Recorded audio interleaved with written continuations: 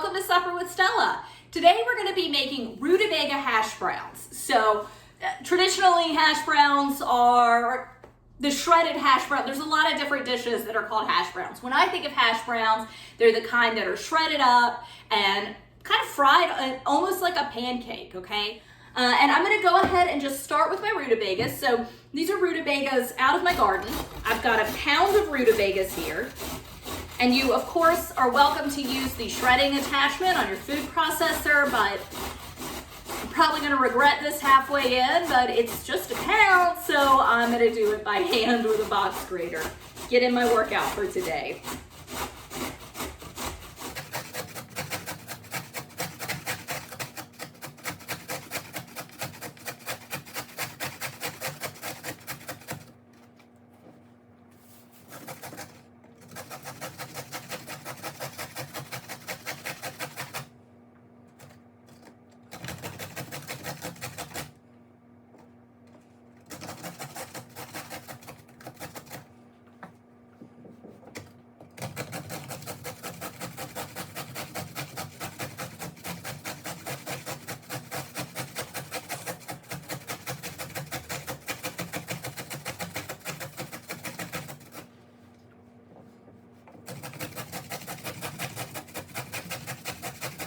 As predicted, about halfway through, I deeply regretted my decision to hand grate them.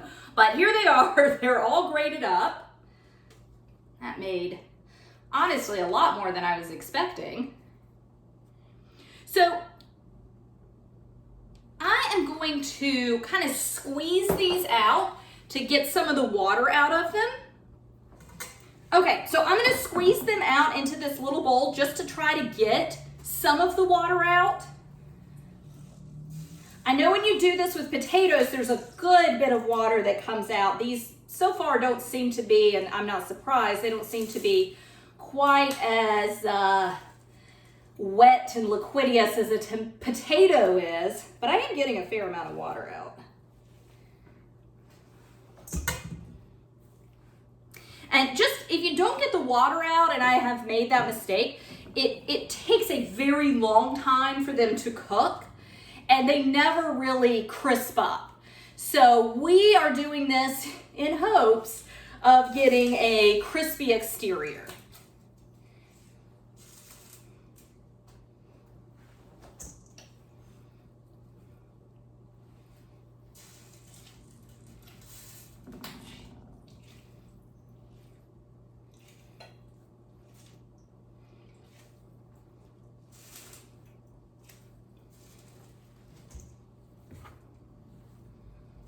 And don't get too big of a handful because then it's hard to wring it out.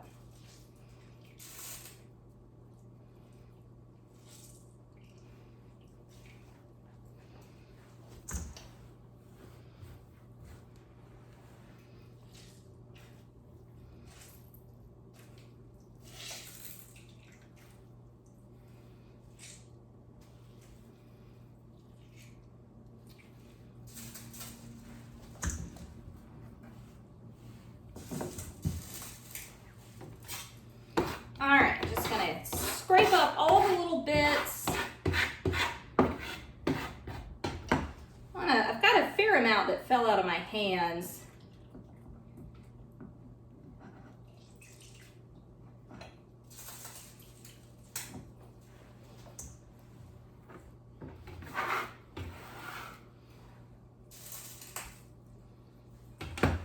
All right, that is, again, not nearly as much as if I were doing potatoes, but it's still a good bit of water that's coming off. So what I'm gonna do is I am now going to grate up the onion. And then I am going to get some salt and pepper on the rutabaga and onion. I'll mix it all together and just see, let it sit for about 10 minutes and just see if any more water draws out of it, and then move on from there. But right now I've got a red onion. I just thought I would add some pretty color to the dish. Any onion you want though, but just get it grated. And it's kind of a smallish onion. And I didn't want to wait to do the onion because it's gonna make me cry. So I wanted to get through the rutabaga before I did the onion.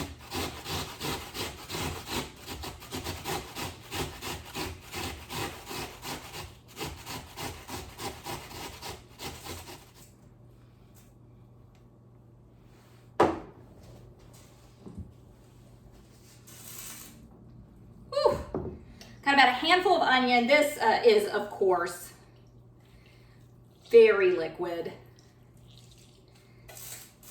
Sorry. There we go. I'd say there's almost as much liquid coming out of this one onion as there was out of all of that pound of rutabaga.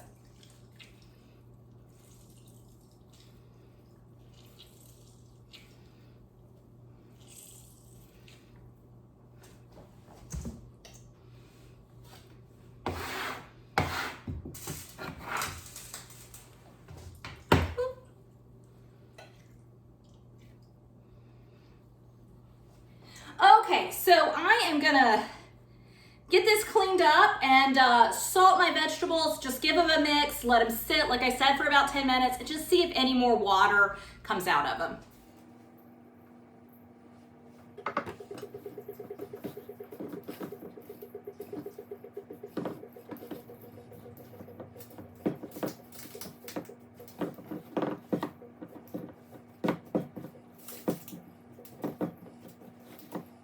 We're back. So I have let these sit for about 10 minutes in the salt.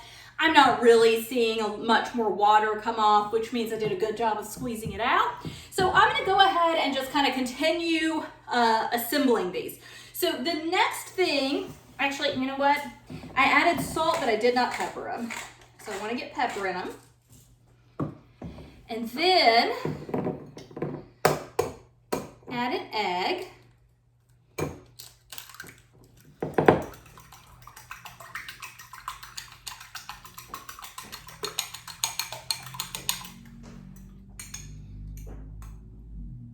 So get that all mixed in. The egg. Might need another egg. We'll just kind of see. I don't want them to feel wet. Like, I want it to feel like a relatively dry ingredient when I go to put it in the oil, which I have got heating over medium heat right now. I'm just using like an inexpensive vegetable oil. I've got canola oil. You need a fair amount of it. We're not deep frying, but it is like a deeper pan, a heavier pan fry.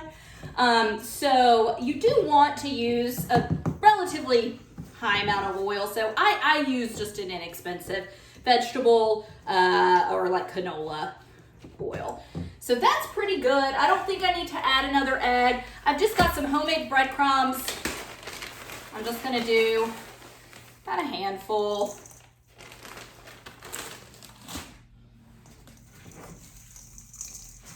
And that will soak up any excess liquid, one thing. So if I get any other liquid coming out of these, that's gonna help with that. But it's also just acting as a binder, like in a, like in a crab cake, something like that. You add a little bit of breadcrumb to help adhere everything together. And really all we're doing now is just making sure that everything is very thoroughly mixed together and very homogeneous. I don't want areas that are like just rutabaga or just a bunch of red breadcrumbs or, okay, I think that's pretty good. Okay, so my mixture looks like this. So I'm just gonna take a small handful and just kind of pat it into a round and then flatten it out. I want these to fry fairly quickly, or cook fairly quickly, so they need to be relatively thin. And then just gently put it in the oil. And I bet I could do about 3 at a time in this in this pan that I've got. That first one might have been a little big, so make the others a little smaller.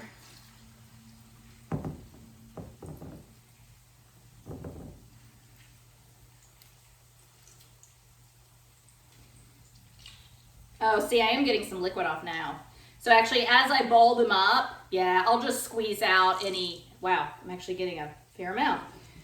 Apparently my little test didn't work. So as I ball these up in my hand, I'm just gonna continue to squeeze out a little bit of excess liquid, because we did add liquid in with the egg. And we want the proteins and the fat that are in the egg to help, along with the breadcrumbs, bind these together.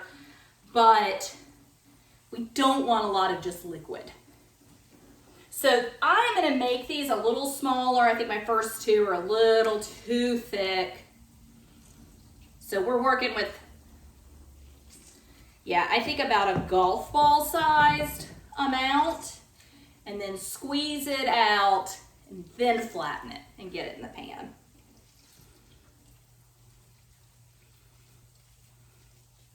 So I would imagine those first two aren't going to brown quite as well because I did not, additionally wring them out. But it'll be okay. And I am just going to get all my patties shaped up and then work on cooking them.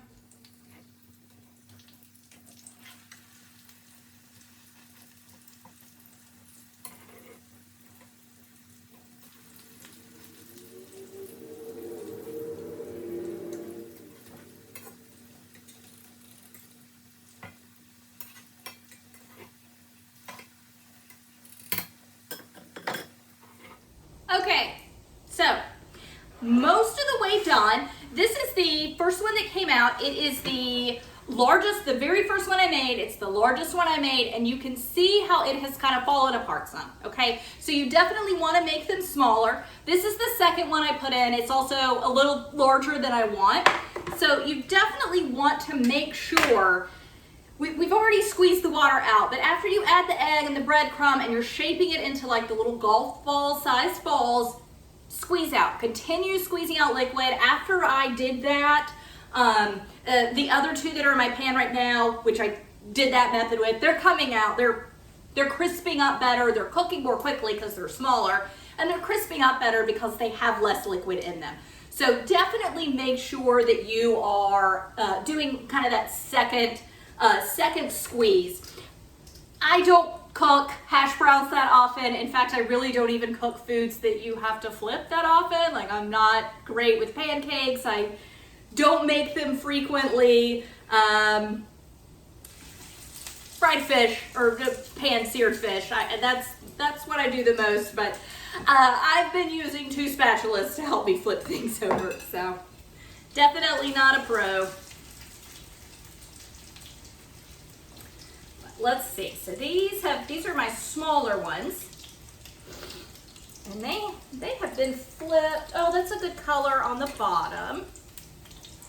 So I am just gonna put these on a paper towel lined baking tray, and what I'm gonna do is just set them aside, and then when I eat them later tonight, I'm gonna re-crisp them in the oven. So I will just turn the oven on to about 200. The paper towel will soak up all the oil. You don't generally want to put paper into your oven, but I'm gonna keep an eye on them. Low oven, about 200. It's just gonna help them re-crisp and heat back up later tonight before I eat them. But what I wanna do, well, let me get this other one off.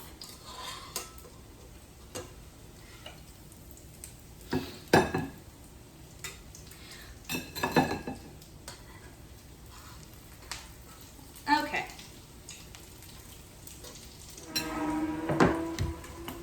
And while they're still warm, I mean, they're pretty thoroughly salted, but while they're still warm, kind of anything where I fry like this, when it comes out of the oil and you've still got that warm oil on it, just kind of sprinkle it with salt, helps it stick a little better.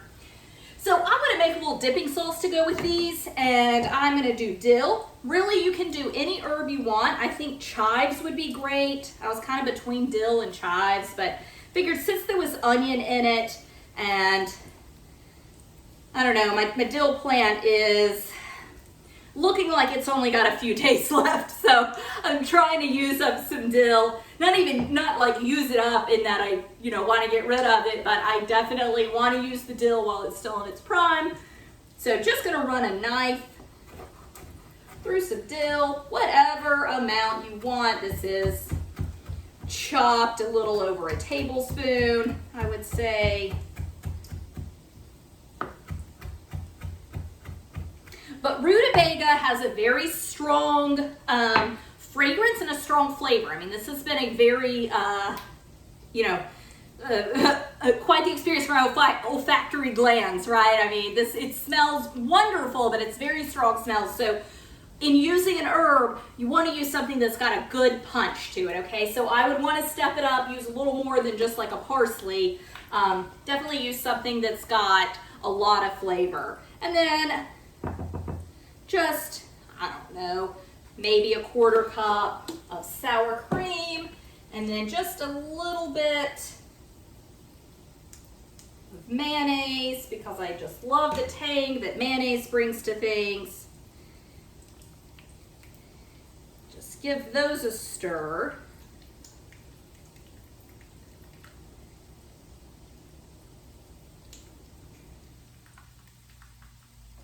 And then get the dill in.